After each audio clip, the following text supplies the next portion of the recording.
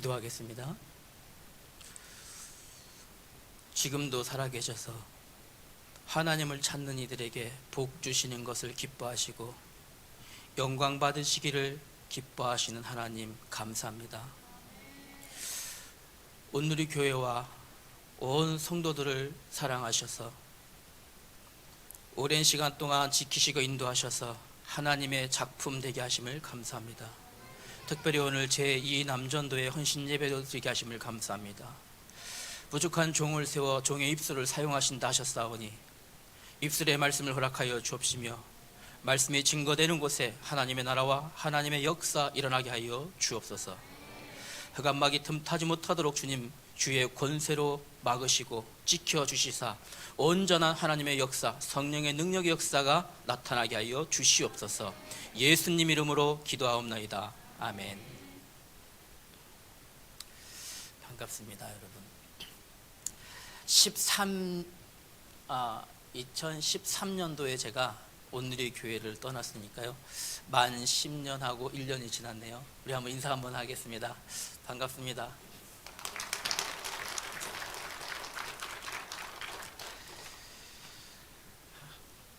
헌신 예배인지 몰랐습니다, 사실은. 지난주에 목사님께 인사 전화드렸다가 오늘 강단에 서라 하셔서 순종하는 마음으로 네 하고 달려왔습니다. 아무튼 이렇게 서게 하신 하나님의 은혜에 감사드리고요, 부족한 종의 입술을 통해서 하나님은 듣고자 하시는 말씀, 증거되고자 하시는 말씀이 있을 줄 확신합니다. 오늘 제목은 예수의 흔적입니다. 갈라디아 2장의 말씀, 6장의 말씀을 가지고 여러분과 같이 은혜 나누려고 합니다. 세 가지로 나누어서 말씀드리려고 합니다. 첫 번째로는 바울이 가졌던 예수의 흔적, 두 번째로는 김종욱 목사가 가진 예수의 흔적, 세 번째는 온누리 교회가 가진 예수의 흔적, 그리고 결론으로 이렇게 말씀을 나누어서 전달하도록 하겠습니다. 오늘 본문 말씀 중에 18절, 17절에 보니까 바울이 얘기합니다.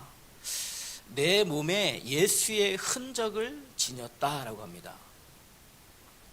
여기에서 이 흔적이란 말은 헬라어로 스티그마타라고 합니다. 그래서 이것은 칼이나 뾰족한 도구로 상처를 낸다고 하는 것의 스티그마의 복수형입니다. 이 말은 뭐냐면 노예의 소유권을 확인하기 위해서, 노예면 내 노예에 대해서 소유권을 표시하기 위해서 노예의 몸에 찍은 낙인, 이거를 말합니다. 이걸 흔적이라고 합니다. 바울은 얘기합니다. 내 몸에 예수의 흔적을 지녔다. 예수님의 소유다, 그 뜻이죠. 나는 예수님의 종이다, 이 뜻입니다. 오늘 본문의 말씀을 우리 온누리 교회 모든 성도님들이 다 잘 아시는 본문이라 생각합니다. 좀 더 부연 설명을 하면서 말씀드려볼게요. 갈라디아 교회에 문제 생겼어요. 지금요. 이 말씀 주신 이유가, 배경이 그래요. 갈라디아 교회에 문제가 생겼는데 교회가 두 파로 나눠져 버린 거예요. 지금요. 사역자가 하나가 들어왔는데 이 사람이 슬금 복음 전하는 줄 알았더니 복음 아닌 다른 걸 자꾸 얘기하고 있는 거예요. 바울이 단호하게 얘기합니다. 갈라디아 1장과 2절에 보면 하늘에서 온 천사라도 다른 복음을 전하면 저주를 받을 것이다. 왜일까요? 다시 얘기합니다. 다시 말하노니 다른 복음을 전하면 저주를 받을지어다. 아니, 왜 그러면 교회 안의 사역자에 대해서 바울은 그렇게 말을 했을까요? 바울은 그 사람들을 향해서 거짓 교사라고 얘기합니다. 거짓 교사. 이들이 다시 말하면 복음의 진리를 말하고 있지만 복음의 진리가 아닌, 다시 말하면 이신득의의 진리를 전하는 것이 아니라 다른 걸 얘기하고 있다는 거죠. 그게 뭘까요? 다른 걸 얘기하고 있답니다. 이신득의의 복음이란 건 무엇입니까? 오직 예수 그리스도를 믿음으로 구원받는다는 말입니다. 오직 예수 그리스도를 믿음으로 구원받는다. 근데 할렘 받아야 돼, 이 말이에요. 지금 이 교사들이 이거 하고 있었습니다. 예수 그리스도 이름, 그래 맞아, 그것도 인정해야지, 그거 복음이지. 그런데 할례 안 받으면 안 돼, 이렇게 된 겁니다. 왜일까요? 할례는 율법의 핵심인 건 맞습니다. 하나님이 명하신 명령 맞습니다.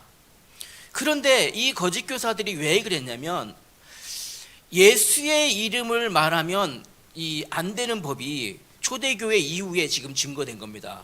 이 유대인들과 바리새인들과 히브리인 중심으로 예수 그리스도를 말하면 안 되는 법이 증거됐어요. 예수 십자가 이후에 십자가의 이름으로, 예수 그리스도의 이름으로 더 이상 말하지도 말고 가르치지도 말고 증거하지도 말아라. 교회에서 이렇게 명령 내렸잖아요. 이 사람들이 지금 교회 안에 슥 들어온 겁니다. 불꽃 같은 눈동자로 지켜보고 있습니다. 누가 율법 얘기하지 않고 누가 지금 그리스도 말하는지 불꽃 같은 눈동자로 계속 보고 있거든요. 교사들이 그게 겁난 겁니다. 만약에 지금 유대교의 정통에 찍히면 교회에서 추출되어지거든요. 유대교 전통주의자들에게 낙인 찍히면 더 이상 교회 생활하기, 사회 생활하기 힘들거든요. 그러니까 몸살이기 시작한 겁니다. 예수가 그리스도입니다. 그리스도 이름으로 구원받습니다. 그런데 율법 따라야 합니다. 그러니까 당신 할례 받아야 됩니다를 자꾸 얘기한 거죠.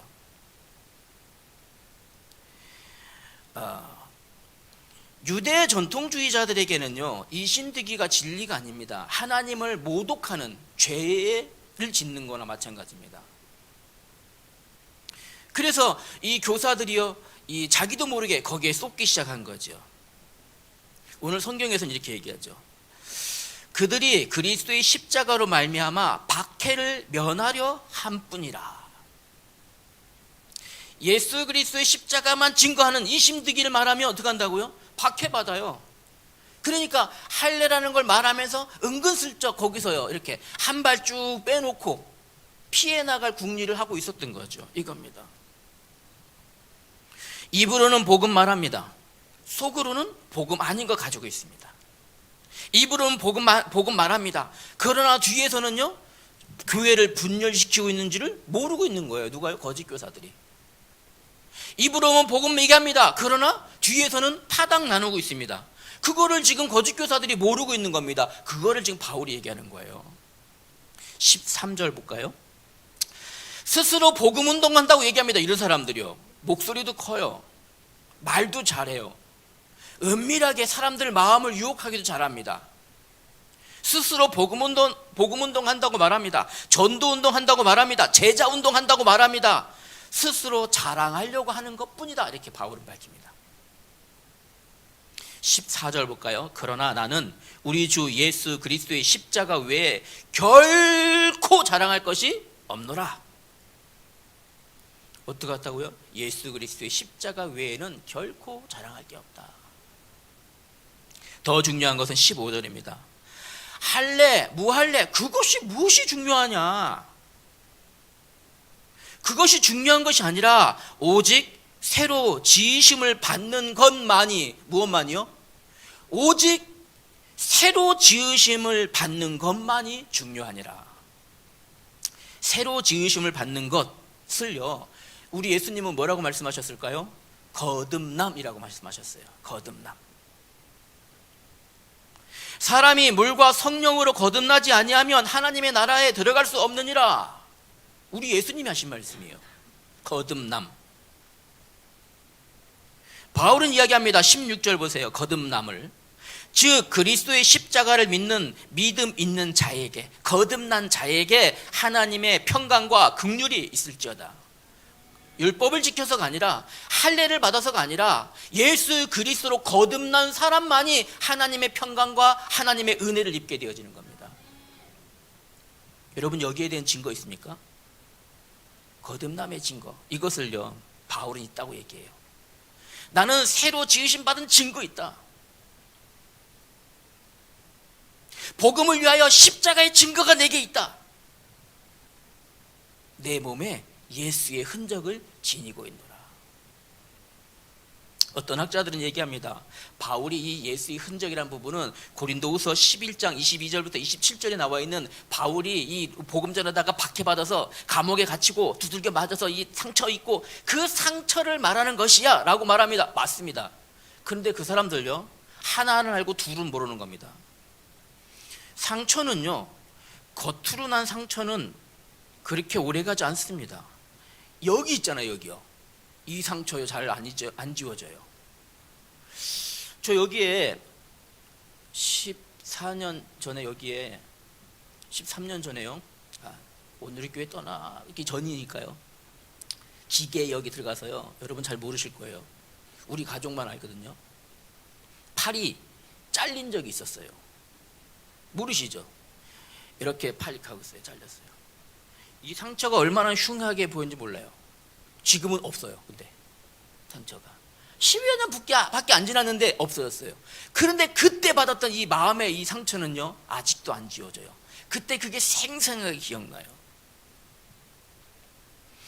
겉으로 드러난 흔적, 그것이 흔적이 될 수 있겠지만 속으로 보이지 않는 흔적, 마음에 난 흔적, 상처만 흔적으로 남는 거 아닙니다.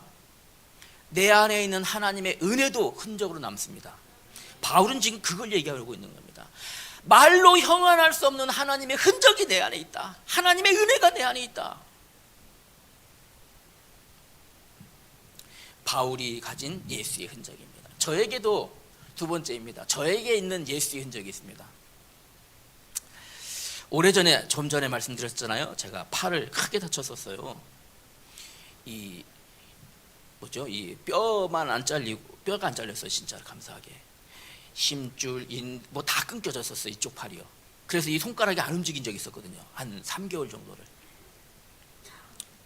그때 제가 이렇게 뭐 팔을 깁스를 하고, 운전도 못하니까 돌아다니지도 못하고 집에서 하염없이 우울한 나날을 지니고 있는데, 교회에서 캠프를 한다라는 거예요. 그것도 야간 캠프. 이 직장인들을 위한 야간 캠프를 한대요. 그래서 제가 우리 사모한테 물어봤죠. 우리 집 여보, 캠프가 뭐냐? 빛이야. 빛 같은 소리 하고 있네. 빛 하면 제일 지겹거든, 진짜요. 여러분, 빛 좋아하는 사람 어디 있습니까? 발음이 좀 이상하죠. 저는 그렇게 그걸로 들었어요. 그 빛. 많은 사람은요, 힘듭니다. 근데 궁금한 거야, 이 빛이 뭔지. 그때는 그 빛이라고 듣지 않고 빛이라고 들었거든요. 가봤죠, 제가요. 아마 이렇게 강대가 있으면 제일 끝자리 저기 앉았었어요. 강사 목사님이 권형우 목사님이셨는데, 저는 잘생긴 사람 좋아하거든요. 예쁜 사람 좋아합니다. 글씨 잘 쓰는 사람 좋아해요. 권영우 목사님이 글씨를 쓰시는데 저는 글씨를 못 써서 글씨 칠판을 안 쓰는 겁니다. 글씨를 너무 예쁘게 쓰시는 거예요. 일단 마음이 열렸어요. 1차. 이야, 목사님은 글씨 저렇게 잘 쓰시는 분도 있구나. 일단 마음이 열렸어요. 그 다음에 이제 계속 봤죠. 제가 거기 갈 때에는 질문이 하나 있었습니다. 내 인생 왜 이렇게 되지? 아실 거예요, 여러분. 그 전에 제가 뭐 했는지 검도하고 있었잖아요. 우리 사범. 팔을 잘린 이후로 제가 이 손가락이 안 움직이니까 내 인생 이제 끝났구나. 검도 이제 끝났구나. 더 이상 이제 내 인생 없구나. 뭐 하고 살아가지? 내 인생 미래가 아무것도 안 보였어요. 끝난 거지 이제. 저 뒤에 앉아서 제가 내 인생은 왜 이렇게 안 되지? 근데 이분이 시작하자마자 막바로 예수님은 빛으로 이 땅에 오셨습니다. 어두워서 길을 잃은 인생들의 방향을 비추시며 생명을 주시고 구원을 주시는 하나님의 빛이십니다. 내 얘기하고 비슷한 거예요. 인생이 안 보이는데 그분이 빛이래요. 해답 없는 인생에 해답을 주신 분이 바로 예수 그리스도이십니다. 제가 그날요, 예수 그리스도를 처음으로 마음에 영접했어요. 37살 때였거든요. 우리 아버지가 목사님이시잖아요. 어릴 때부터 저는. 그런데 그날 처음으로 예수 그리스도를 내 마음에 영접했어요. 내 구주로 영접했죠. 나중에 깨달았습니다. 하나님이 나를 너무너무 사랑하셔서 팔 다치게 하셨구나. 이 사건이 아니었으면 나는 거기 안 앉아 있었거든요. 이 사건이 아니었으면 저는 앉아 있을 이유가 없었고 돌아다니기 바빴겠죠. 하나님은 나에게 복음 듣게 하시려고 팔을 거기 그 자리에 앉게 있게 하신 겁니다. 팔 다친 게 얼마나 감사한지요. 다시는 검도할 수 없는 게 얼마나 감사한지요. 신학교 4학년 때였을 거예요. 신학교 4학년을 마치고 이제 연구원에 들어가기 위해서 중간에 방학이 3개월 정도 있어요. 돈을 벌어야 되잖아요. 우리 사모 혼자 돈 벌어서 애들 키우기 힘들잖아요. 돈을 벌려고 그 당시에 저희 형님이 고물상 하셨잖아요. 거기 가서 일을 했습니다. 금요일 날이었는데 일을 다 마쳤어요. 한 7시쯤 됐었어요. 1월 15일 날이었어요. 형님 내일 오겠습니다. 수고했어. 형수님 내일 봬요. 삼촌 수고하셨어요. 내일 너무 일찍 안 와도 돼요? 네. 자고 있는데 오밤중에 전화가 왔어요. 누가 전화를 하는 거예요? 1시에, 새벽 1시가 좀 넘었는데 전화를 안 받으니까 계속 전화가 와요. 어쩔 수 없이 받았어요. 받았는데 잠결에 누군지도 모르는 양반이 전화를 했는데 뜨끔 하는다는 소리가, 야 니네 형 죽었어. 에이 뭔 소리야. 야 니네 형 죽었다고 임마. 제가 조금 XX 좀 쓸게요. 야 이 XX 죽을래. 근데 막 우는 거예요. 니네 형수도 죽었어. 막 우는 거예요. 정신이 번쩍 났어요. 무슨 일이야. 전화기를 던지고요, 사모를 우리 집사람 깨워서 시동을 걸고 하남까지 달려갔어요. 멀리 우리 형님 집이 있는 고물상이 대낮처럼 밝은 거예요. 빨리 불이 타고 있어갖고 전기 누전으로. 몇 시간 전에 나하고 인사했거든요. 그 얼굴 전 지금도 기억하거든요. 형 내일 올게. 수고했어. 형수 내일 봐요. 네. 그 형수가 몇 시간 만에 새까만 숯덩이가 되어 있었어요.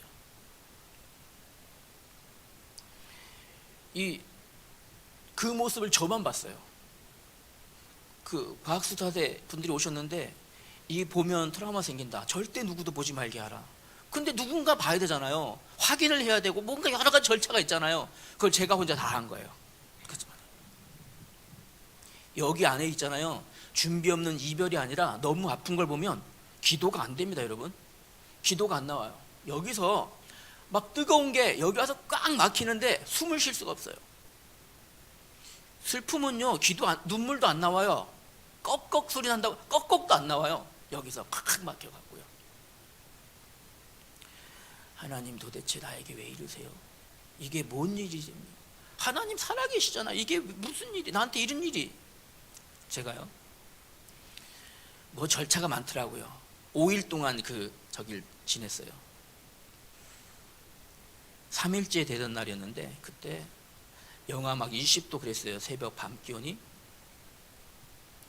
너무 혼란스러운 거예요. 우리 김교성 한 집사님 생생한 증인이거든요. 너무나 혼란스러웠어요. 우는 것도 어느 정도지 뭐. 새벽 밤이 이제 꼬딱 지나가는데 한쪽에서는 막 여전히 뭐 이러고 있고, 차에 가서 앉았어요. 멍하니 앉아 있다가 제가 하나님 앞에 질문했습니다. 하나님, 만 가지 문제가 있을지라도 해답은 예수 그리스도라 하셨는데 하나님, 지금 내 앞에 있는 이 문제에도 해답이 그리스도입니까?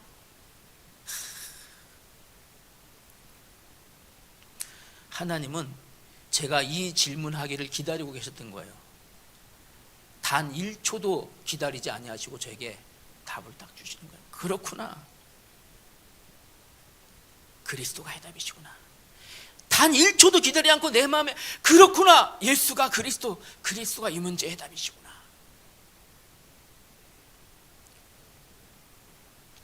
말로 표현할 수 없는 뭔가가 이 안에서 팍 튀어나오는 거예요. 오늘 남전도에 헌신 예배 찬양했잖아. 예수는 그리스도. 밤새 찬양한 거예요. 어느 날 나는 알았네. 주가 그리스도 되심을. 밤새 그 차에 앉아서요, 혼자 눈물 범벅 콧물 찬양을 했어요. 생명 있는 날까지 만민 중에 외치리. 예수는 그리스도.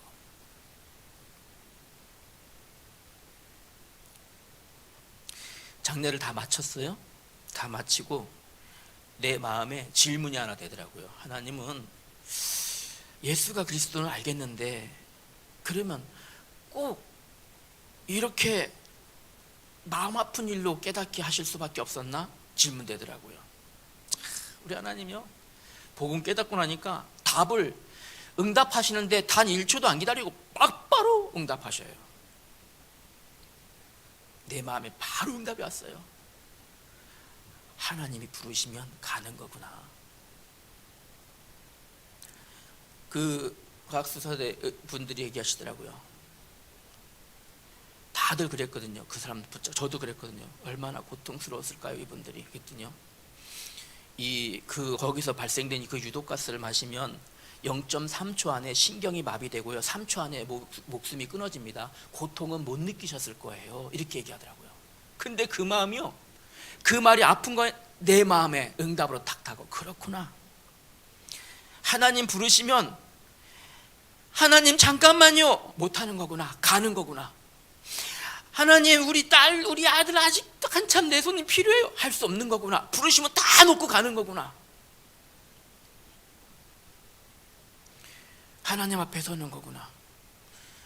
하나님이 내게 뭐 하다 왔냐고 물으시면 난 뭐라고 대답하지? 대답할 게 없네. 하나님 저 전도 이름 대봐. 하나님 저 제자운동, 그러니까 이름 대보라고. 할 말이 없는 거예요. 너무너무 부끄러운 거예요. 하나님 앞에 부끄러워갖고 이제 눈물이 나기 시작하는 거예요. 하나님, 이것 때문에 그 아픈 일을 겪게 하셨군요. 저에게 이것 깨닫게 하시려고 그 아픈 일을 겪게 하셨어요. 하나님, 그래, 그럼 이제 내가 뭐 하다가 갈 것인가? 복음운동, 생명운동, 그거 해야 되겠구나. 그거 하다가 하나님 부르시면 할렐루야, 할렐루야, 하나님 앞에 가는 거다.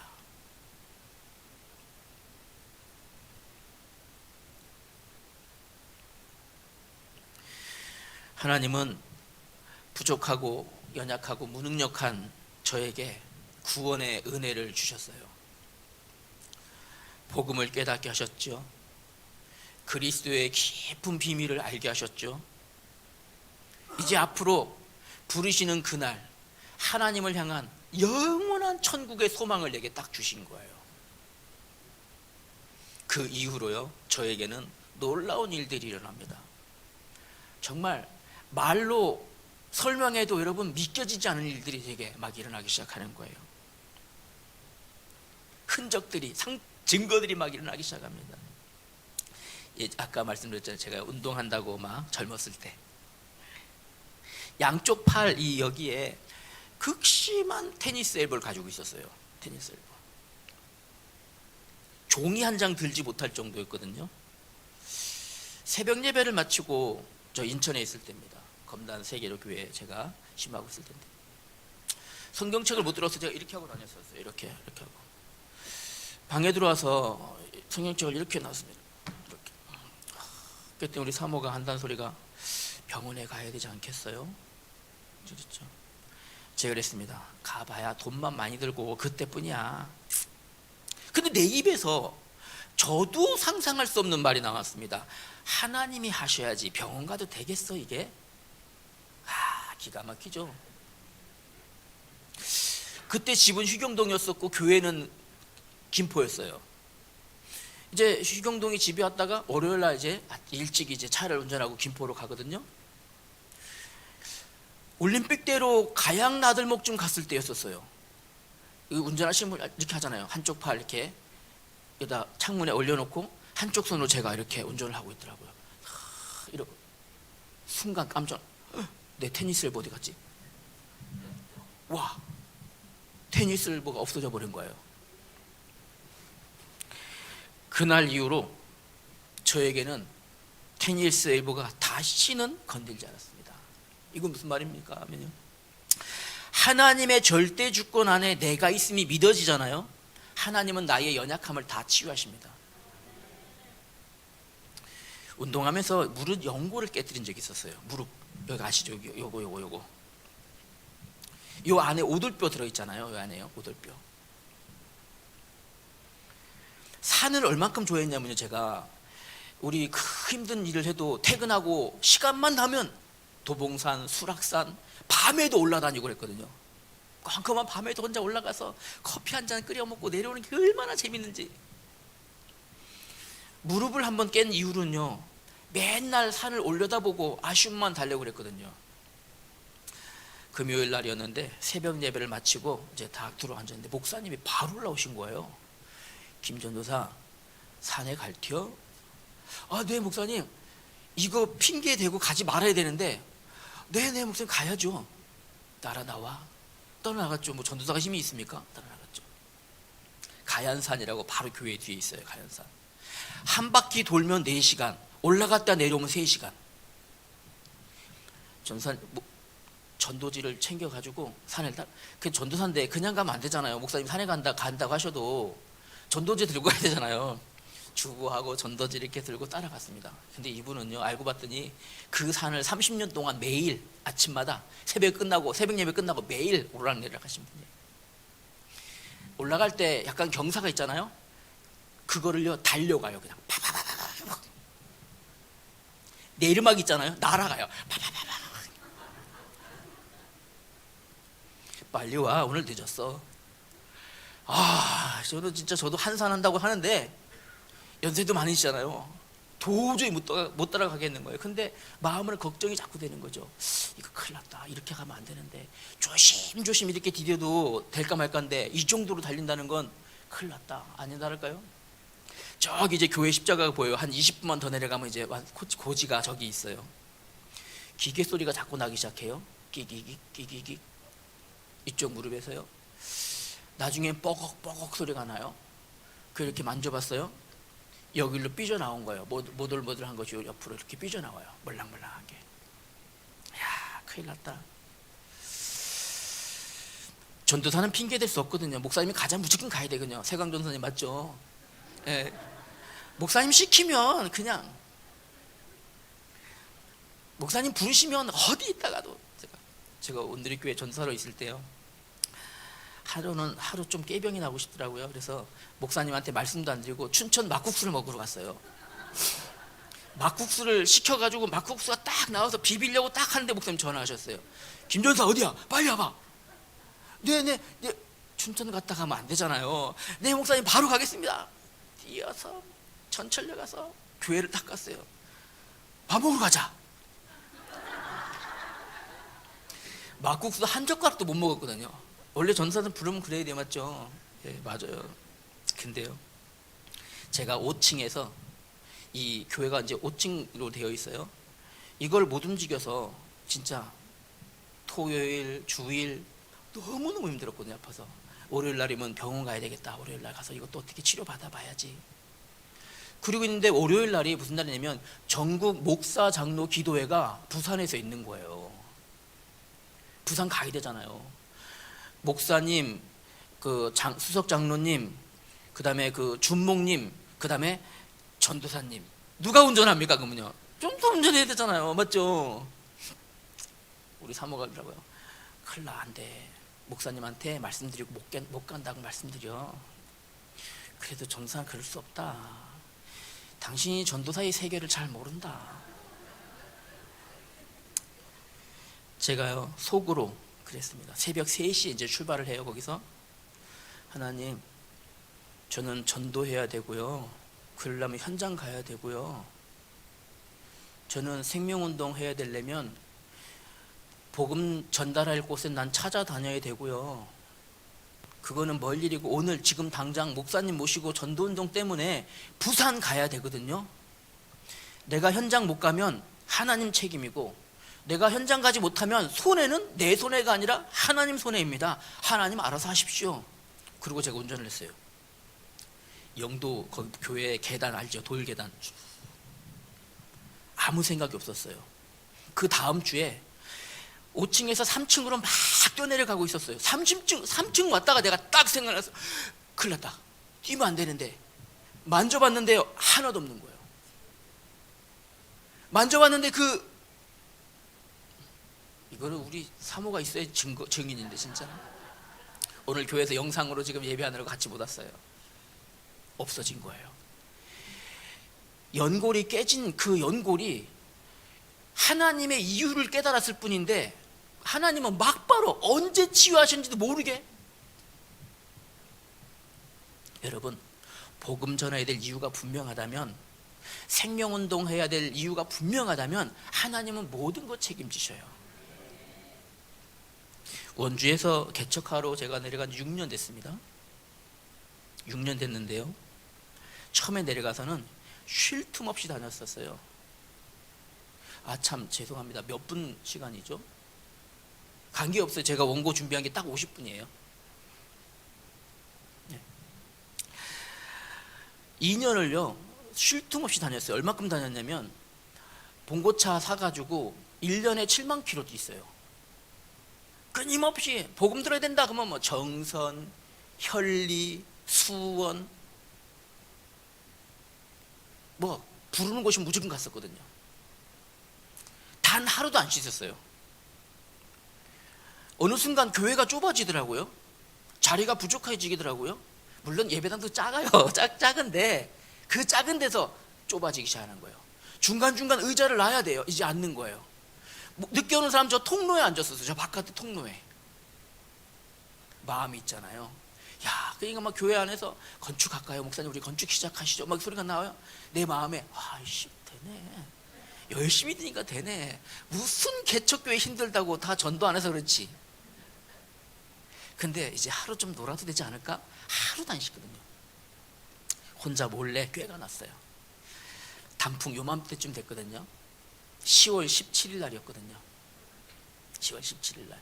거긴 원주는 단풍이 좀 일찍 들어요. 이미 다 떨어지고 없거든요. 치악산 앞쪽으로 가면 아는 사람 만날까봐 뒤쪽. 왜 치악 앞쪽으로는 왜 사람들 아는 사람 만나는데 목사가 놀러 왔는데 이러면 안 되잖아요. 그래서 뒤쪽 사람들 잘 안 가는 저 상원사 뒤쪽으로 갔죠. 거기는 사람 만나기 힘들어요. 얼마나 재밌는지 혼자 미끄러져 자빠졌어요. 넘어지는데 와 참 있잖아요. 넘어져서 팔을 짚었는데 팔이 빠진 거예요. 팔이 뭐 뚝 하더라고요. 근데 거기서 119 부르면 창피하잖아요. 이거를요 무지무지 아파요. 이게 덜렁거리면 이거를 끌어안고 이렇게 놓고요, 지퍼를 이렇게 올리고 이렇게 고정하고요, 운전을 해서 신림까지 나왔어요. 한 40분을 119 여기 와서 부르려고. 거기서 119 부르면 창피하니까 들킬까봐 신림 RC까지 혼자 운전을 하고 40분을 죽을 것 같고 이러고 왔어요. 와서 119를 불렀죠. 원주 의료원에 갔더니 엑스레이 찍어서 이제 팔 빠진 거 끼우고 엑스레이 찍었더니 금이 갔대. 견갑골에 한 달을 기부했는데 갔더니 안 나요. 그러더니 엑스레이 보더니 큰 병원 가세요 이러는 거예요, 의료원에서. 그래서 그 원주 세브란스로 가서 MRI 찍었더니요, 견갑골에 여기에 8조각이 나갔고 뼈가 이렇게 나와갖고 돌아다니는 거예요. 이게 완전히 오진이었던 거죠. 그래서 급하게 수술을 했어요. 12월 17일 날 수술을 했어요. 2달 만에 수술을 한 거죠. 이거를요 7시간 걸려서 수술했어요. 전신 마취하고요. 7시간이요. 완전 전신 마취하고요. 3개월 만에 제가 3주를 입원했다 퇴원을 했거든요. 문제는 사실 그때부터예요. 퇴원을 했는데 좀 이상해요. 어깨가 아파요. 정상인데 어깨는 안 아프고 손이 아파요. 손이 얼마나 아프냐면 개보린을 한 통을 다 먹어도 아파요. 여러분 혹시 의료 쪽에 계신 분 혹시 있으세요? 너무 견딜 수 없이 아파서 수술했던 병원 부천에 갔더니 괜찮대요. 수술 너무 잘 됐대요. 잘 치료. 근데 난 손이 너무 아파요. 이해가 안 된다는 거예요. 우리 원주 와서 신경외과를 갔죠. 갔더니 그 의사 선생님이 제 손을 보더니 증상을 보더니 다 안다는 듯이 검사해 봅시다. 검사를 했더니 바로 결과가 나오더라고요. 복합부위 통증 증후군. 복합부위 통증, 여러분 들어보셨어요? 저도 그때 처음 알았어요. 이게 얼마만큼 아프냐면요, 이렇게 하면 바람이 닿죠? 이러면 이거 죽을 만큼 아파요. 칼로 이거를 막 짓이기는 것 같고요. 뭐 큰 있잖아 여기를 뭐 하여튼 뭐 말로 표현할 수 없어요. 물이 닿거나 바람이 이리 달아도 막 죽을 만큼 아파요. 유튜브 보시면 복합부위 통증 중으로 고통받는 사람들 나오거든요. 삶이 다 피폐해져요. 그랬더니 의사 선생님이 마약성 강한 진통제를 줘요. 2알을 2주치를 먹고 또 오세요. 그럼 저는 2주를 못 기다려요. 3일 만에 또 갔어요. 약이 안 들어요. 더 독하게 줘요. 독하게 더 이상 안 돼요. 먹을 수 있는 한계치예요. 150mg짜리 8알을 제가 먹었어요. 얼마만큼 먹으면 있잖아요. 한 3시간은 몽롱해요. 취해가지고 3시간 안에 원고도 준비하고 설교 준비 다 해야 돼요. 몽롱한 상태로. 아니면 그 다음부터는 아무것도 못해요. 뭐 눈물 콧물. 그 의사 병원에 가서 그랬더니 의사 선생님이 그러더라고요.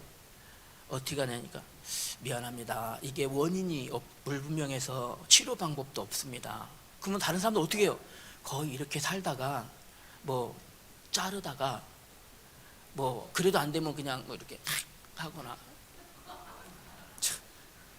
그러면 저한테 미안하다 그러더라고요. 그래서 선생님 미안할 건 아니고 선생님이 뭐 이거 난 것도 아니 미안할 건 아닙니다. 근데 다른 방법 없겠습니까? 없대요. 그냥 그렇게 살아야 된대요. 약으로. 마지막에 못하면 이거 자르면. 그래서 제가 한 날은요. 이 밤에 아시죠? 그 얼마만큼이 되냐면요. 밤에 잠을 못 자요. 그냥 막 뭐 이 정도가 아니에요. 그가 찔림 우리 허물 때문에 그가 상함 우리 주여 치가실 좀 있습니다. 제가 상함 눈물 먹고 글씨로 또 쓰고 묵상하고 주여 믿습니다. 그냥 믿습니다 아닙니다. 진짜로요. 진짜요. 이러고 이범 사모 옆에서 코 탁. 그날 제가 하루는 결단했어요. 도저히 안 되겠다. 이대로는 이거는 사람이 안 되겠다. 내일 아침에 병원 가서 나도 잘라야 되겠다. 그날 밤에 결단을 했어요. 그리고 아침에 사모가 깨는 걸 깨워서 애들 보내고 병원 여는 시간 맞춰갖고 팍 해갖고 병원을 갔어요. 가가지고 의사 선생님한테 잘라주세요. 이거 나 이제 도저히 못 살겠으면 잘라주세요. 그랬더니요. 한 애가 이 8알 중에 한 알은 70mg짜리였대요. 걔를 80, 이거 150, 걔도 150으로 바꾸재요. 그리고 며칠만 더 먹어버려요. 일단 그래서 알겠다고 처방전을 다시 받아가지고 병원 문을 나서는데 3층이었어요. 엘리베이터 이제 저만큼 있어요. 걸어가는 동안 제가 우리 사모한테 그랬어요. 하나님 좀 너무하시네. 하나님 나한테 이런 일을 왜 주셨을까? 이 사람이요 1초도 망설이지 않고 우리 사모가 대답하는 거예요. 당신이 앞으로 목회하는데 치유의 증거가 있어야 되잖아. 하나님 치유의 증거 주시려고 주신 거야. 그런데요 순간 제가 머리가 완전히 있잖아요. 빛이 그냥 머리에 팍. 그렇구나. 하나님이 내게 증거 주시려고 주신 거구나. 그렇다는 건 내가 고통 중에 통증 이게 있을지라도 나는 지금 하나님께 쓰임받는 중이구나. 나도 한겹고 안 나도 한겹고 내가 하나님의 쓰임받고 있는 거구나. 하나님 감사합니다. 엘리베이터 앞에서요. 그렇구나. 아파도 관계없고 안 아파도 관계없다. 내가 하나님께 쓰임받는 그것이 감사하지. 맞아. 내려왔어요. 집에 왔는데 안 아파요. 이게 갑자기. 그 제가 8알 중에서 이 의사 선생님이 8알을 주고 또 이제 급할 때 먹으라고 또 주는 게 있거든요. 급할 때는 요거까지 먹고 오라, 병원을 빨리 오라 그러거든요. 2알을 빼고 먹어봤어요. 근데도 안 아파요. 그 다음날 병원에 갔죠. 의사 선생님 내가 좀 손이 안 아파졌는데 약이 너무 독해요. 내가 살 수가 없어요. 약이 독한 거 먹잖아요. 입이 말라서 말을 못합니다. 그리고 주변에 이만큼 반경 1m 안에 이 약 냄새가 퍼져요. 아주 역한 냄새가 주변 사람들이요.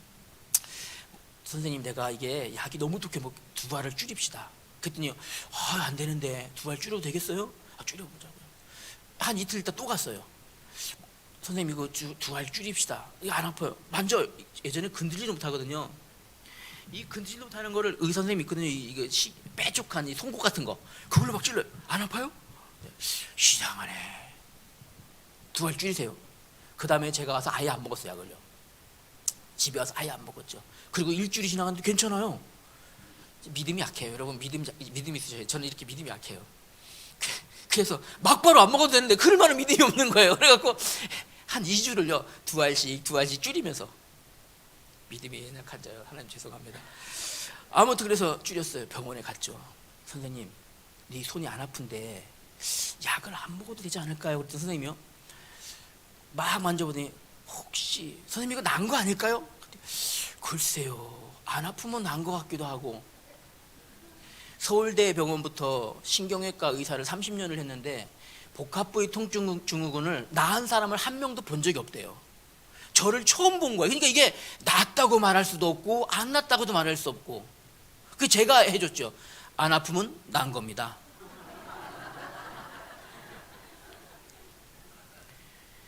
저에게는 예수의 흔적이 있습니다. 하나님께서 구원을 깨닫게 하셨던 그 흔적, 예수의 흔적입니다. 하나님의 이유와 절대 주권을 고백했을 때 하나님이 책임지시고 치유하시는 그 흔적이 저에게 있어요. 저에게는요. 전도 때문에 하나님 손해보시지 않으시려고, 그렇죠, 저를 치유하셨던 그 흔적이 제게 있어요. 겉으로는 아무 흔적 없어요. 그런데 여기 있어요.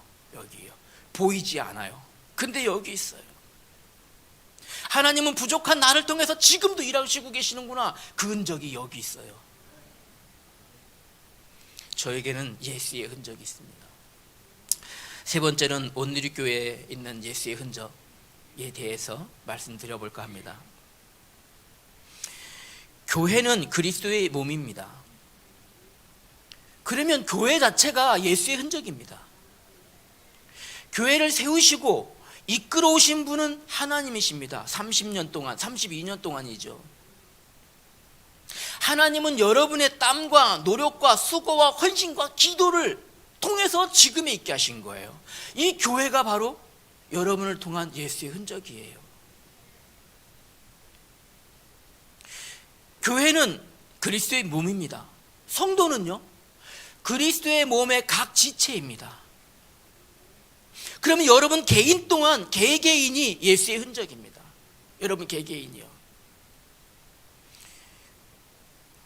저기 우리 은진이 워십 하잖아요. 예수의 흔적입니다. 우리 은광이가 예수의 흔적이에요. 오늘 같이 못 왔지만 우리 은채가 예수의 흔적입니다. 김한구 목사님이 유아세례 베푸시고 저렇게 컸어요. 우리 장로님 옆에 우리 상국이 언제 봤는지 저 얼굴도 못 알을 뻔했어요. 아까 애기도 있더라고요. 흔적입니다. 둘째까지요. 아유, 여러분이 예수의 흔적이에요. 30년 동안, 32년 동안 하나님이 세우셔오신 하나님의 흔적을 여러분이 갖고 있는 거예요. 그러나 여러분, 제가 오늘 말씀드리고 싶은 것은 이 다음에 나와요. 교회는 온전한 예수님의 흔적되어야 됩니다. 온전한 흔적. 교회가 교회의 본질을 흐리면, 본질을 놓치면 예수의 흔적을 지우는 겁니다. 집, 영어로 하우스라고 하잖아요. 하우스, 아무리 화려하고 크고 멋져도 그 안에 홈이 없으면 어떻습니까? 그냥 돈으로 환산될 뿐입니다. 하우스 좀 작아도 어떻습니까? 그 안에 깃들고 있는 홈이 너무 행복하면 돈으로 가치를 매길 수 없어요. 그러나 홈이 아무리 행복하고 좋을 듯 행복한들 하우스가 없으면 외부로부터 지킬 수가 없어요. 또요, 행복한 홈이 멋있고 좋은 하우스 안에 함께 있을 때 그 행복과 기쁨은 배가 되어지는 겁니다. 교회가 마찬가지입니다. 교회가 그렇게 되어져야 돼요. 어느 날 우리 예수님이 성전에 예배하러 올라가셨어요. 이 성전이 얼마나 화려했는지요?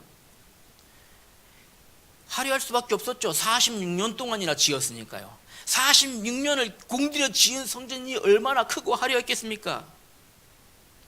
이스라엘을 대표하는 성전입니다. 그런데 우리 예수님 어땠습니까? 성전에 들어가시면서 예수님께서 성전을 책망하셨어요.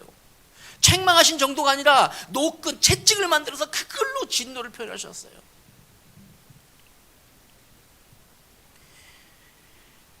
보이는 흔적이 자랑이었던 바리새인들, 유대인들은 예수님께 질문합니다. 당신이 뭔데 그러냐? 내가 뭔데 이 성전을 책망하느냐? 우리한테 보여줄 흔적이 있느냐? 예수님이 말씀하십니다. 너희는 이 성전을 헐라 내가 사흘 만에 다시 지으리라. 이 흔적을 바리새인들은, 유대인들은 몰랐던 겁니다. 예수님이 십자가에 죽으시고 3일 만에 부활하신 이후에 그렇구나, 교회가 가져야 될 흔적은 그 흔적이구나, 예수 그리스도의 십자가와 부활이 바로 예수의 흔적이구나, 이때 깨달은 거예요. 이때서. 교회는 건물이 자랑되면 안 됩니다. 교회가 품고 있는 그리스도의 십자가와 그 구원의 은혜만이 자랑되어야 됩니다. 그래야 예수의 흔적입니다. 사람들은 얘기합니다. 십자가는 고통과 죽음이라고. 아닙니다. 복음은 뭐라고 합니까? 십자가는 하나님의 치유와 생명과 능력입니다. 사람들은 교회가 이기적이라고 얘기합니다. 아닙니다. 교회는 하나님의 사랑입니다. 예수 그리스도의 생명입니다. 성령의 증거가 바로 교회입니다. 하나님의 사랑을 입은 교회, 성경이 뭐라고 하는지 아십니까? 하나님의 사랑, 예수의 생명을 지닌 교회는 성경에 이렇게 말씀하십니다. 오래 참으며 온유하며 시기하지 아니하며 자랑하지 않으며 교만하지 않으며 무례히 행하지 않으며 자기의 유익을 구하지 않으며 썩내지 아니하며 악한 것을 생각하지 아니하며 불의를 기뻐하지 아니하며 진리와 함께 기뻐하고 모든 것을 참고 모든 것을 믿으며 모든 것을 바라며 모든 것을 견디어 승리한다 했습니다. 이 멋있는 예수님의 흔적이 예수의 생명의 흔적으로 변화되어져야 됩니다. 예수님의 생명, 예수님의 사랑받은 사람은 약한 자에게 먼저 손 내밀어 줍니다. 약한 자의 손을 잡아 일으켜 줍니다. 병든 자에게 손 내밀어서 위로합니다. 가난한 자에게 찾아가서 나의 것을 나누어 예수 그리스도의 사랑을 전달합니다. 여러분은 교회입니다. 길을 잃고 방황하는 자에게 빛을 비추어 그 길을 가르쳐 줍니다. 교회입니다. 성경에 바울은 이렇게 얘기합니다. 육체의 모든 소욕은 십자가에 못 박고 날마다 그리스도와 함께 기뻐한다. 이 교회입니다. 예수님은 보이는 흔적이 자랑이었던 예루살렘 교회를 책망하신 겁니다. 예수님은 교회가 복음만 말하고 복음적이어야 하며 복음하에 앞장서는 교회를 기뻐하시는 거예요. 누구든지 교회에 들어오면 사랑받아야 돼요. 누구든지 교회에 들어오면 은혜와 평안함을 입어야 돼요. 누구든지 교회에 들어오면 미래의 비전이 복음 안에서 보여져야 돼요. 그 보여지게 하는 길을 누가요? 여러분들이요. 여러분들이 하셔야 되는 겁니다. 이것을 복음으로 복음화된 교회라고 합니다. 복음화되어진 교회는, 복음화되어진 온누리교회는 어떤 응답이 나타날까요? 누구든지 주께 돌아와 구원함을 받는 영적 방주, 하나님이 그거 원하시거든요. 누구든지 길을 잃고 헤매는 자에게 빛을 비추는 영적 등대, 온누리교회입니다. 생명이 무엇인지 멸망이 무엇인지 죄가 무엇인지 모르고 영원한 죽음 속에 빠져들어간 그들에게 돌아와서 생명의 보존함을 얻을 수 있는 영적 도피성이 바로 온누리교회입니다. 여러분, 그 흔적을 가지셔야 됩니다. 이 온누리교회를 하나님은 가장 기뻐하시고 영광 받으시는 예수의 흔적이라 하나님은 자랑으로 여기실 줄 확신합니다. 결론으로 말씀을 이제 마무리로 들어가려고 합니다. 바울은 예수의 흔적을 지녔다고 합니다. 저는 보이지 않지만 내 안에 예수님의 흔적을 지니고 있습니다. 오늘의 교회는 예수님의 흔적입니다. 여러분 한 사람 한 사람이 예수님의 흔적입니다. 아가서에 중요한 내용이 있습니다. 반드시 확인해야 됩니다. 솔로몬 왕의 사랑을 입은 여인이 있었습니다. 술람미 여인이라고 하죠. 술람미 여인. 이 술람미 여인이 솔로몬 왕의 사랑을 입은 이후에 왕에게 부탁합니다. 우리의 사랑을 방해하는 작은 여우를 잡아달라 부탁합니다. 솔로몬은 그 여우를 잡았을까요? 못 잡았을까요?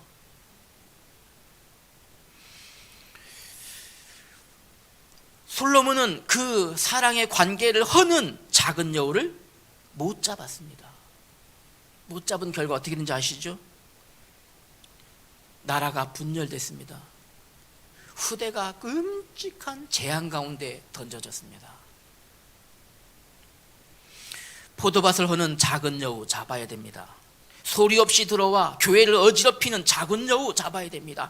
갈라디아서는 바로 그 말입니다.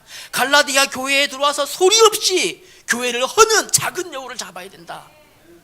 나는 오직 예수 그리스도의 십자가 외에 자랑할 것이 없다. 바울이 그걸 얘기한 겁니다. 그걸요.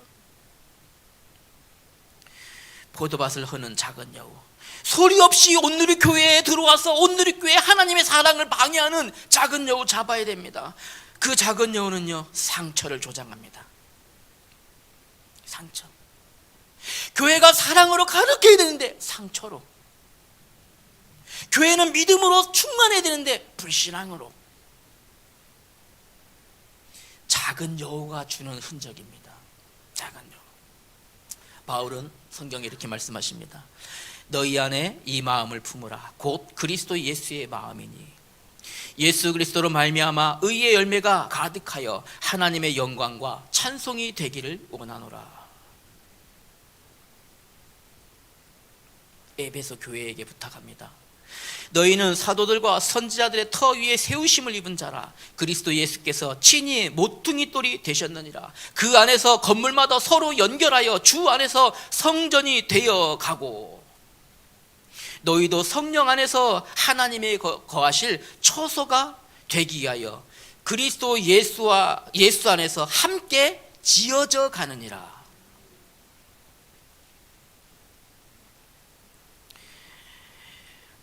너희는 유혹의 욕심을 따라 썩어져가는 구습을 따르는 옛사람을 벗어버리고 오직 너희의 심령이 새롭게 되어 하나님을 따라 의와 진리의 거룩함으로 지으심을 받은 새 사람을 입으라.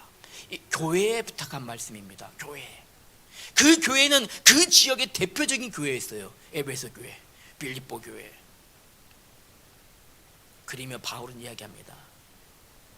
빌립보 3장에 보니까요, 빌립보 교회에 대하여 내가 이미 얻었다 함도 아니요 온전히 이루었다 함도 아니라 오직 내가 그리스도 예수께 잡힌 바 된 그것을 잡으려고 달려가노라.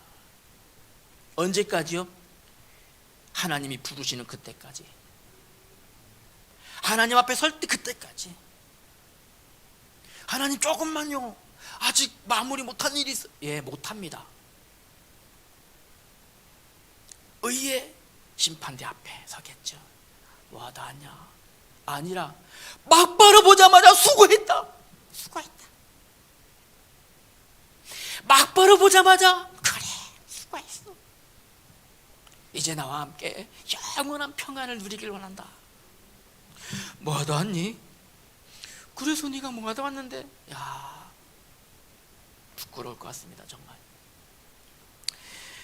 이 교회는 32년의 여러분의 헌신, 여러분의 수고, 여러분의 기도, 여러분 자체가 그리스도의 각 지체 역할을 감당하며 이루어온 예수의 흔적입니다. 또 이루어갈 예수의 흔적입니다. 하나님의 사랑입니다. 작은 여우 잡아야 됩니다.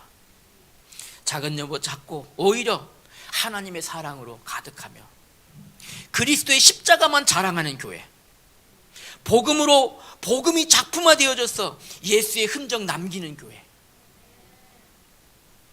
예수의 흔적을 남기는 온누리교회 전성도 되시기를 부탁합니다. 예수의 흔적을 지닌 제2남전도회 되시기를 축복합니다. 기도하겠습니다. 하나님 은혜를 감사합니다. 말씀으로 하나님의 말씀 깨닫게 하시니 감사합니다. 하나님의 말씀을 방해하는 작은 여우 잡기로 합니다. 오직 십자가의 예수 그리스도만 바라보길 기도합니다. 성령께서 친히 역사하사 오늘의 교회가 하나님의 작품 되게 하여 주옵소서. 예수 그리스도 이름으로 기도하옵나이다. 아멘.